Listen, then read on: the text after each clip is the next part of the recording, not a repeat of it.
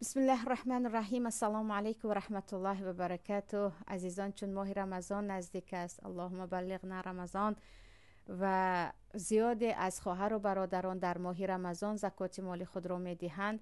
خیلی خواستم امروز مفصلا درباره احکام زکات و این چنین ثواب نفرانی که زکات مال خود را می دهند و جزای آنهایی که زکات نمی دهند همراهتان صحبت داشته باشم. همگان می دانیم که زکات از رکن سیوم اسلام می باشد و هر نفری مسلمان وقتی مالش به نصاب رسید یا به 85 گرم طلا رسید که کمی درباره‌اش صحبت میکنیم کمی بعد، باید 2.5% آن را به کمبغلان و محتاجان بدهد.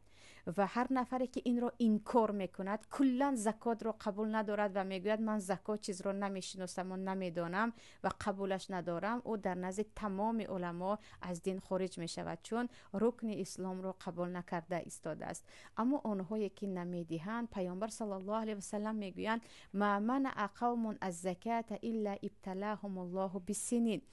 قوم اگر زکات را منع کند، پروردگار، حدیث در طبرانی هست، پروردگار آنها را ابتلا میکند یا به آنها بلای سنین را میفرستد. سنین به معنای گرسنگی و خشکی می باشد. یعنی هر قومی که زکات مال خود را نمیدانند آماده باشند که بالای آنها فقر، حتی گرسنگی می آید، تا اندازه فقیر می شوند که گرسنگی بالای سر آنها می آید و به آن قوم باران نمی بارد. در حدیث دیگر آمده است که اگر به خاطر رحم حیوان ها پروردگار باران نفرستد، به آنها یگان قطره آب از آسمان نمی آید. یعنی جزای نفران زکات ندهنده در همین دنیا الکی فقر است که باید از الله بترسید. اما در آخرت باشد، پروردگار در سوره توبه میگوید، آیت 34 و 35 است، والذین یکنزون الذهب والفضة ولا ينفقونها فی سبیل الله فبشرهم بعذاب علیم. آنهایی که طلا و نقره را ذخیره میکنند و از آن در راه الله صدقه نمیکنند یا زکات نمیدهند، آنها را مژده بده از عذاب دردناک.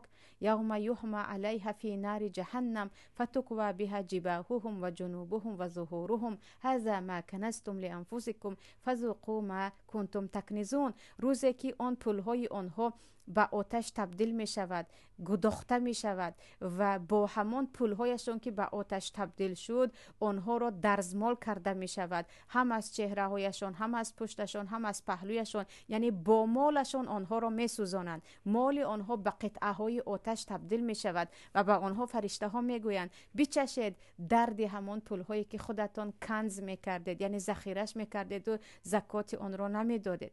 و عزیزان، حدیث در بخاری هم هست که پیامبر صلی الله علیه و سلم میگویند آنهایی که در دنیا پول و مال دارند جمع میکنند اما صدقه زکات، علل خصوص زکات که فرض است نمیدهند، روز قیامت مال آنها یا گفتیم پولهای جمع کرده آنها به یک ماری بزرگ تبدیل می شود که ماری پیر است، زهرناک است، از زیادی زهرش موی ندارد، بالای چشمهایش دخال دارد و او به گردن همان انسان میپیچد و با دهانش او را میگیرد و من مال تو هستم، من همان ثروت تو هستم که تو مرا جمع کرده بودی میگوید. و پناه به الله که آنهایی که پول جمع میکنند و زکات نمیدهند بدانند که همون مار خود را، ماری که در آخرت به گردن آنها میپیچد، دارند روز از روز بزرگتر میکنند. اما برعکس این، یعنی به آنهایی که از زکات خود که انشاءالله کمی بعد برایتان تفصیل میدیم، زکات خیلی مقداری کم است. پروردگار از شما نمیخواد نیم مالتان را دهید، فقط 2.5% را میخواهد بدهید. مثلا از 100,000 روبل فقط 2.500 روبل شما زکات میدهید. پروردگار میگوید خذ من، این آیت هم در سوره توبه است. اکثریت آیات های وابستگی به زکات در سوره توبه هست. الله میگوید خذ من اموالهم صدقه تطهرهم و تزکیهم بها. پیامبر، از مال آنها زکات بگیر. یعنی مسلمان ها باید زکات مال خود را بدهند و اگر دولت اسلامی باشد به زور گرفته می شود از هر مسلمانی که زکات نمی دهد. چگونه که امروز انداز به زوری از کم بغل و بای می گیرند که باید همه انداز بدهد، اما در اسلام نه. فقط نفرانی که پولشان به 85 گرم طلا برابر شده است در یک سال یک بار آن را هم به دولت نیو به کم بغلان زکات مال خود را می دهند، آن هم فقط 2.5% را. الله میگوید همین زکات مال آنها را بگیر، تو تطهرهم، آنها رو پاک میکند، یعنی نفس آنها رو پاک میسازد. معنایش این است که تو با دادن زکات گناهایت بخشیده میشود، قلبت پاکیزه میشود، در قلبت رحم و شفقت نسبت فقرا پیدا میشود و این چنین اینقدر به مال دنیا مهر نمیبندی. انسان با دادن هم قلب خود را هم گناههای خود را پاک میکند. و تزکیهم بیهد، درباره تزکیم بیه در زیادی از کتاب های تفسیر، در تفسیر بغوی هم میگویند یعنی مال آنها را برکت میدهد. این زکاتی که شما میدهید عزیزان، اصلا گمان نکنید که با دادنش کم میشوید. پروردگار با زکات داده اتان پول شما رو خودش برکت میبخشد. الله میگه و ما انفقتم من شیء فهو یخلفه. هر کوچکترین چیزی که شما نفقه میکنید، خود صدقه عادی باشد خود زکات باشد، الله به جای شما را میدهد. یعنی همون چیزی دادتان رو الله خودش به شما برمیگرداند و هو خیر الرازقین، و او بهترین رزق دهنده ها هست. از کجا نباشد؟ آنی که مالک السماوات و الارض، پادشاه زمین و آسمان ها و پادشاه خزینه های زمین و آسمان او هست که میتواند به هیچ حساب به بنده هایش رزق دهد، که به شما وعده میکند که تو بده، من هستم که داده تو رو من میگردونم. فکر نکن که به قم بغل پول میدی، از کجا خیر قم بغل به من میرسد. همین گونه زیادی ها گمان داریم. آره میگیم به یک بیچاره پول میدیم که خیرش رسید. نه، خیر قم بغل به تو نمیرسد، اما خیر پروردگار قم بغل حتما به تو میرسد که او وعده میدهد و هو خیر الرازقین. اما اگر برگردیم عزیزان که کیها و چقدر زکات باید بدهند، آره همین سوال خیلی زیاد می آید و وقتی با کودک ها در این باره درس داشتم گفته بودم که حتما با پدر و مادر خود در این باره صحبت کنید. هر کسی که در اسلام پولش به نصاب رسید، نصاب گفته ما با گرم 85 گرم طلا یا 595 گرم نقره را میگوییم. شما اگر در دستتان پول 85 گرم طلا یا پول 595 گرم نقره باشد و اون پول 1 سال در شما بیستد، یعنی 1 سال شما به اون پول نیاز ندارد، یا یکی نیاز داشته باشید هم آخر سال همین پس اندازتان در شما هست، شما همین مقدار پول را صاحب هستید و هیچ قرضدار نیستید و یعنی پول در دستتان بوده یا پس انداز شما، گفتیم کپیتال شما به 85 گرم طلا برابر است یا 595 گرم نقره برابر است، شما از این ربع عشر یعنی 2.5% را زکات میدهید. ببینید که از 85 گرم طلا شما پول 2 گرمی از 1125 از 1125 یعنی 2 گرم کم زیادش را زکات میدهید. و اگر پول 595 گرم نقره در شما باشد، تقریبا پول 15 گرم نقره را به یگان کس زکات میدهید. با پول حساب کنیم چه خیلی گفتم، شما 100,000 روبل مثلا پولتون است که با اون 85 گرم طلا خریده می شود، شما از همون 100,000 روبل 2.5%ش 2.5 را زکات میدهید. یا گفتیم از $10,000 $250 را زکات میدهید. و آنهایی که باید زکات بدهند مهم این است که همین پول 1 سال در دستشان باشد و آنها قرضدار نباشند. مثلا انسان از خانه‌ای که در آن زندگی میکند زکات نمیدهد، ماشینی که سوار میشود زکات نمیدهد. اما قول راجع این است که زن طلاواریش به 85 گرم طلا برابر شود که این زیاده است، از آن باید زکاتش را بدهد. اگرچه اختلاف است اما قول راجحش به تقوا نزدیک این است. اکنون سوال زیادی خواهر و برادران، من خودم خانه ندارم اما پولم به 85 گرم طلا برابر است، من حتی زن گرفتگی نیستم، یعنی برادرایی که میگن من هنوز خانه دار نشدم اما پولم به 85 گرم طلا برابر است، یا اینکه مادرانی که میگوین من خودم شوهر ندارم یعنی بیوه هستم، کودکای یتیم دارم اما در خانه پس انداز 85 گرم طلا رو دارم. عزیزان، زکات به تمام مسلمان حتی به کودکان وقتی پولشان به 85 گرم طلا برابر می شود فرض می شود. برای اینکه پیامبر میگویند از پول یتیم را به تجارت اثر دهید که زکات آن را نخورد، یعنی با زکات دادن کم نشود. با همین معنی که پول کودک مدام در تجارت باشد، در یک جا نیستد. اگر پس انداز کودک در دست شما باشد یا یتیم اینجا، پس تو خانه داری نداری، زن داری نداری، شوهر داری نداری، یتیم داری نداری، مسافر هستی نیستی، خودت خشتبار قنبغل داری نداری مثلا در خانه، به این نگاه نمی کند 85 گرم پول طلا در خانه هست یا اینکه پول 595 گرم نقره در خانت هست، به خاطر الله فرض گردنت 2.5% رو باید بدهی. ندادی گناهگار میشوی و چه خیلی کمی پیشتر گفتم جزایش عاجل و آجل است، در دنیا و در آخرت است. این که نه من خودم یتیم دارم نمیدیم، آره زیاد زنهای یتیم دار هستن که از زنهای شوهردار پولدارتر هستن. یا من هنوز زن نگرفتم، شاید تو حاضر نمیخوای، شاید 10 سال پس هم زن نمیگیری، اما پول در دستت است. زکات هم حق الله هم حق کمبغلان است. اونهایی که زکات مال رو نمیدهن هم حق الله رو پایمال میکنن هم حق کمبغل رو. یعنی فقط رحمت پروردگار است که تو اگر 1 سال در دستت پول 85 گرم طلا نایستاد زکات نمیدی، یا قرضداری که پولی داشتد رو به قرضت بدهی تماما به 85 گرم برابر نمی شود، زکات نمیدی. پولی کودکت در دستت است به 85 گرم طلا برابر است، زکاتش رو میدهی. یعنی من پول جمع کرده استادم که خانه خرم چه خیلی زکات دهم، شما که با 2.5% رو دادن پول خانه تا ناقص نمی شود. این وعده الله هست که برکت تو میدهد، باید از آن زکات دهید. در یگان جای اسلام نگفته است که اونی که زکات میدهد صاحب خانه باشد، صاحب ماشین باشد، صاحب شوهر باشد، صاحب زن باشد. در یگان جای این چیز آمدگی نیست. در اسلام نفر مسلمانی که پولش به 85 گرم طلا رسید و 1 سال گذشت و اون انسان قرضدار نیست، زکات میدهد.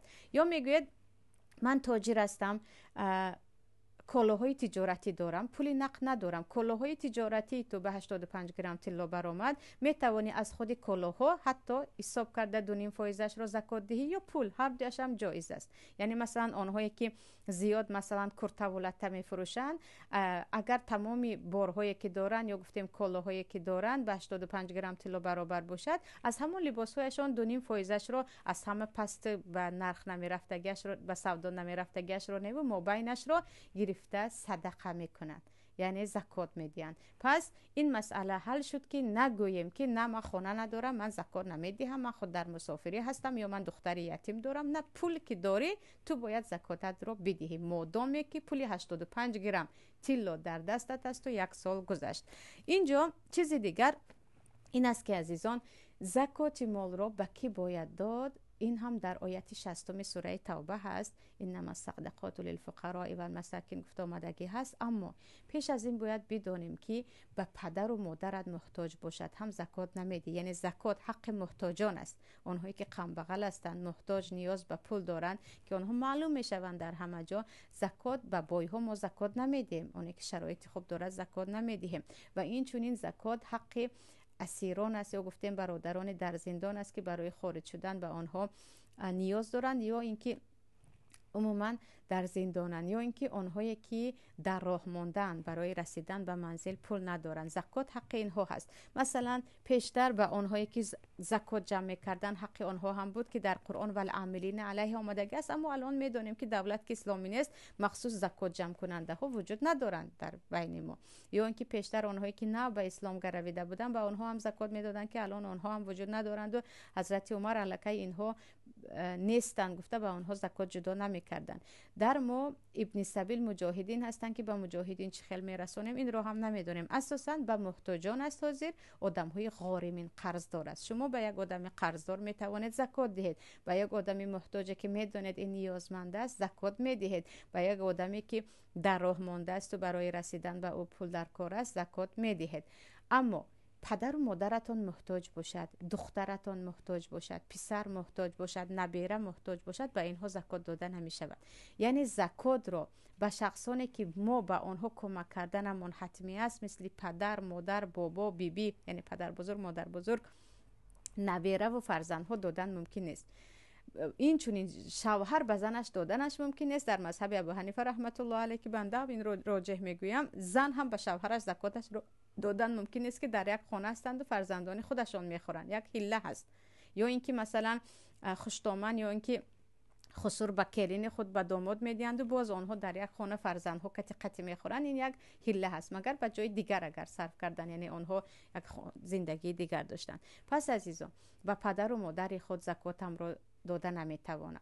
به فرزندان خود، به نبیره های خود. زن به شوهر و شوهر به زن نمیتواند، اما خواهر و برادری که زندگیش از شما دور است و محتاج است، جهان هایی که محتاج هستند، زکات رو به خویش و تبار خود اگر محتاج باشند، به شرط اون که خیلی گفتم پدر مادر و فرزند نباشند دادید، با ثوابش زیادتر است که همسیله رحم است، در حدیث آمده است. اما نه، من زکاتم رو به پسر خودم میدیم که استودنت است یا گفتیم دانشجو هست، به دختر خودم میدیم که یتیم دارد، این گونه نمی شود. زکات به اتفاق تمام علما به آنهایی که تو کمکت حتمی است داده نمی شود.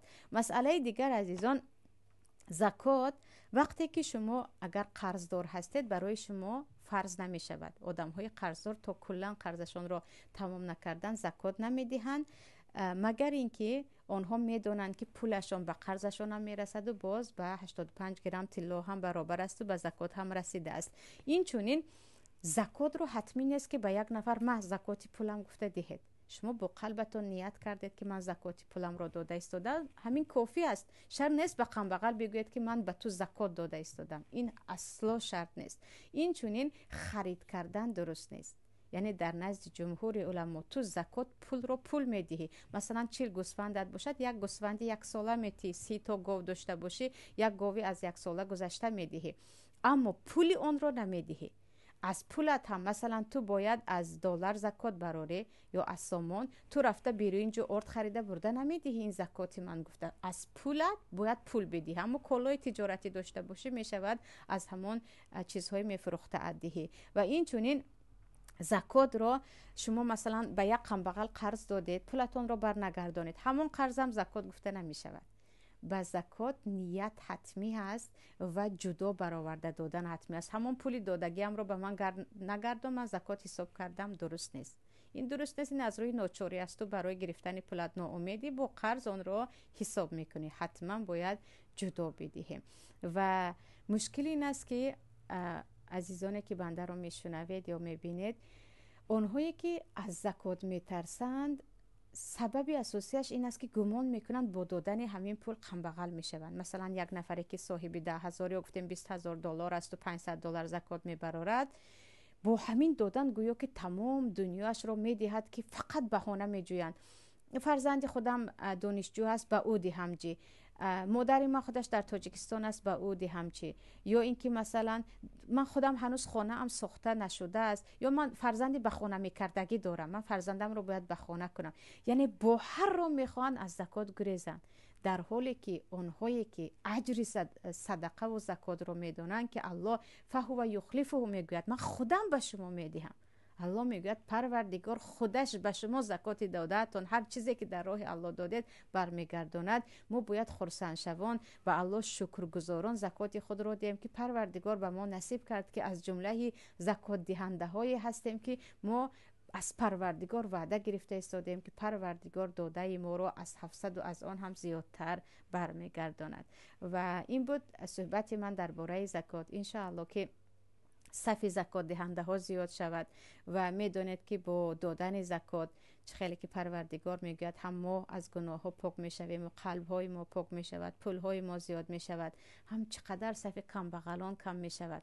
اگر صحبت امام شعراوی بود، میگویند در هر جا که قم بغل زیاد را دیدید بدانید که اینجا نفران زیاد زکات خود را نمیدهند. از اینکه زکات دهنده ها زکات نمیدهند، قم بغلان زیاد است. هر جایی که زکات دهنده زیاد است، در آنجا برکت پروردگار زیاد است، باران زیاد است، سیری مردم زیاد است. و این چنین نفرت بین قم بغل و بای کم است. قم بغلی که از شما زکات میگیرد همیشه در حقتون دعا میکند که پروردگار برکتش بده که باز هم زیاد زکات دهد. برای همین نباید از دادن زکات بترسیم، برعکس خرسند شوان با مژده و با بشارت زکات مال خود را بدهیم و الهی یکایک شما از دهنده های زکات باشید، نه گیرنده های زکات. و پروردگار هم برای ما دادن زکات و هم اخلاص عمل علل خصوص در ماه رمضان را نصیب گرداند. سلام علیکم و رحمت الله و برکاته.